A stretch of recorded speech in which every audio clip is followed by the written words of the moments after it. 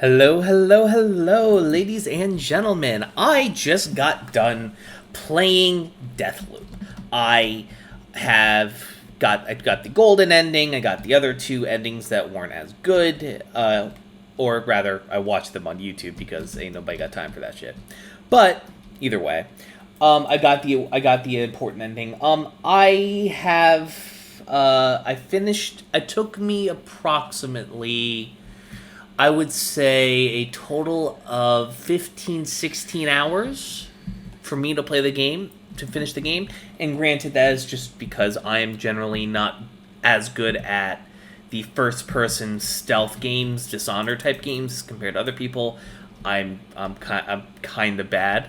But regardless, most of the time in the game is less about you dying, like fighting and dying and fighting and dying and fighting and dying. And it's more about detective work. And that's what Deathloop is at its core. It is a detective game. It is a detective game that is all about, centered around Colt, the primary protagonist, and Juliana, a mysterious woman who's constantly trying to kill his ass. Now, this will be a relatively spoiler-free. If you're watching this on YouTube, there will be some things on the backdrop that I've done my best to scrub free of any potential spoilers. So, but if you're listening on the podcast, there's nothing for you to worry about. You wake up on a beach, and and the game starts. You go have about two or three different loops. And then the tutorial is over, and then you're off to do your little detective work. There are 4 different zones that change depending on the time of day you go to them. Some are locked off at different times of day, and you basically need to leverage the time loop, which is what you're caught in. You're caught in a time loop. The same day repeats, and the only 2 people, technically 3, but that's a secret you gotta find, are the only ones that know that everything that you're in a loop and that nobody remembers, and only, or 4 might be it as well. I don't know. Regardless, and that's just because I discovered that after Googling around, and I didn't even see that on my playthrough. So one of the things you got to remember with this game is that there isn't just like the main quest of breaking the loop, and it's not segmented into quests, it's segmented into leads, and these leads are as big as like the major, like, kill the visionaries, kind of thing, the 8 people you're supposed to, and it's also segregated into, like, arsenal leads where you can get some badass weaponry, which makes in early game, all of the different enemies and stuff, like they're a threat, you gotta sneak around, you gotta be smart, and then with the big weaponry, and like you upgrade, and you're able to keep things through loops, through certain mechanics that I'm not gonna spoil because it's story related.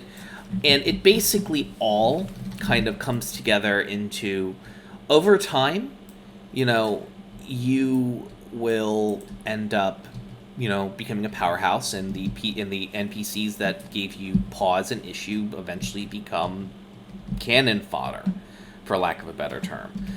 And, I have this review up on YouTube as well, and, the video version of it, it took me about, I died at the end of that footage, but, it took me approximately, I'd say about 12 to 16 minutes to kill every single target I need to before you move on to the final stage of the game. And frankly, it is, it's you're not going to be able to do that out the gate because there are things that you just don't know, and you need to go play detective. It's very similar to the Outer Wilds in that vein.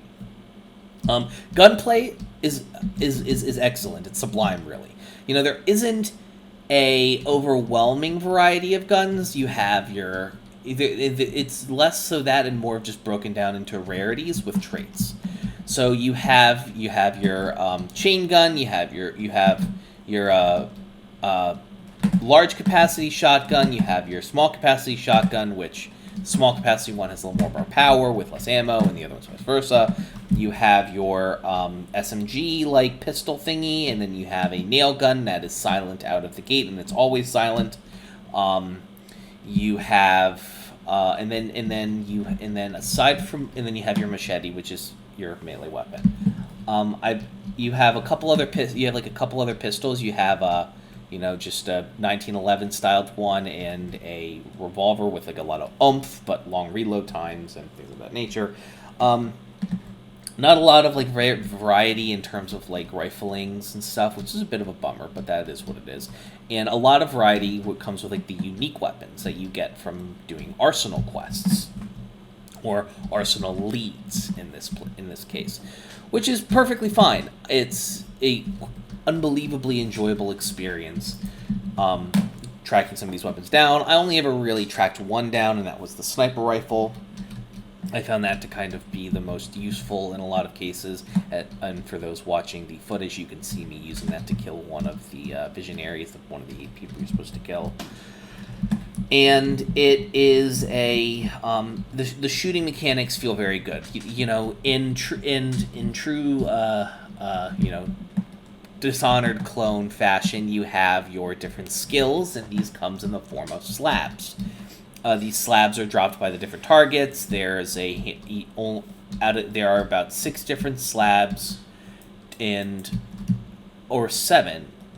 5. There's a few. I don't think I collected every single slab, unfortunately, which is a bummer, but it is what it is. The ones I got were the one that boosts your physical defense, the one that makes you invisible, the one that allows you to blink, the one that allows you to do a blast that damages enemies, and then the one that I think that was it. I might have missed a couple.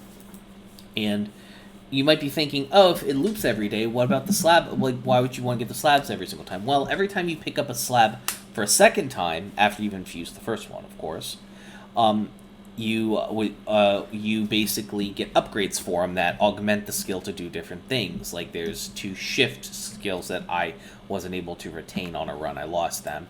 But that basically allows you to hover in midair temporarily, as well as increases the distance that you can basically blink or shift. And these pair very well with the hacking mechanic, which is you have a little radio that is called the HIMediaTV that basically allows you to hack things that would expose you, turrets, nullifier fields, which are fields that security devices that nullify slabs to basically make it so you can't use any of your powers, including your personal slab. You get to carry 3 slabs, only 2 of which you can slot out.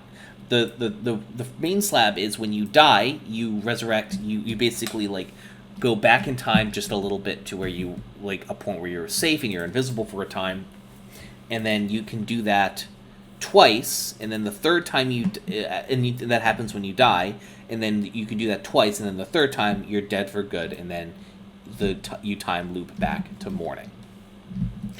You can carry 3 weapons and a machete. You always have the machete, and you can. There's a mechanic that allows you to basically have your weapons and trinkets and personal trinkets carry over between things. Now, weapon trinkets are ways that you augment your weapons to do different things, including increasing accuracy, increasing damage, increasing spread, increasing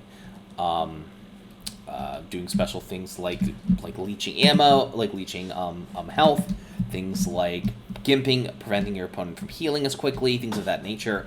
Personal trinkets are ones that make you better at feats. They can increase the amount of power, which is your blue bar that denotes how much of your slabs you can use at any one time, and because the different things drain it. And you have ones that increase your health, ones that increase the speed that you hack, increase the speed that you walk and sneak, makes you undetectable, things of that nature. Really, it seems convoluted, but they actually, because there aren't that many different guns, and they actually put more of the variation into the trinkets, but even then it's not that much. It is all a nice, tight package that feels very, very nice to play, and you kind of are, depending on the mission that you're about to do and what you're planning on doing, you can go to your loadout in between missions and swap out trinkets and guns based off of what you need. Like, for example, in one of the missions, you are going to be around a lot of gas. I will pick up the personal trinket that makes it so gas heals you as opposed to hurts you. And what that ends up doing, at least for me, is that will end up resulting in being able to kind of like have an easier way of like dealing with the boss or healing if I fuck up. Other ones are things that allow you to hack mines and things of that nature. There's a couple places where being able to disarm mines remotely and take them over onto your side is very, very useful. The last piece of equipment I want to talk about is the grenade. And the grenade is really interesting. You get 4 of them every time you enter a mission, and it replenishes every mission. And there's 4 missions in a day.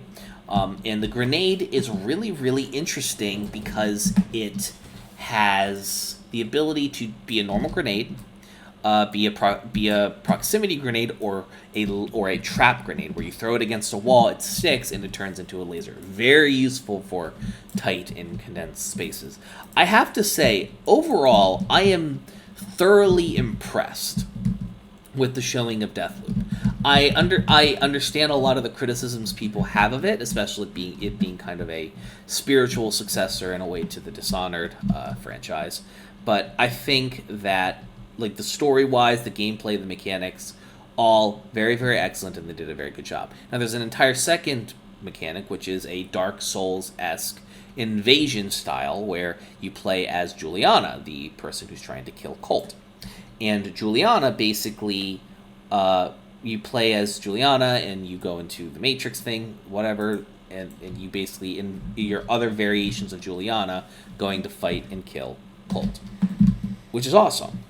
You know, it's, I think that it is a really, really awesome mechanic, and Juliana in this mode has she doesn't have the reprise ability, which is the ability to resurrect. She has the Masquerade, which allows her to basically target a random NPC and impersonate them and make herself look like them, so you can kind of get the drop on someone a lot easier. She also can use have, I think, one other ability separate from that. Because you're getting the drop on somebody else, you do have a little bit less tools to work with. But the mode itself is very fun. Not necessarily something I'm particularly fond with.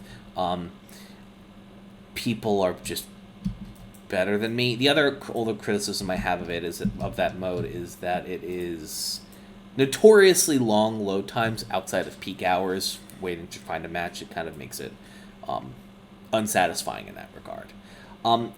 How good of a game is Deathloop? I think if you enjoy, Far Cry, if you enjoy Dishonored, those types of games, this is a definite pickup. And I didn't even buy this. I got it through Game Pass. I leveraged a $1 special for Game Pass. This isn't an ad for Game Pass. It isn't sponsored or anything.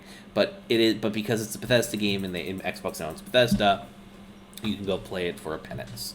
I would give this game a solid out of 10. A solid out of 10, which would, I think, on the AGS,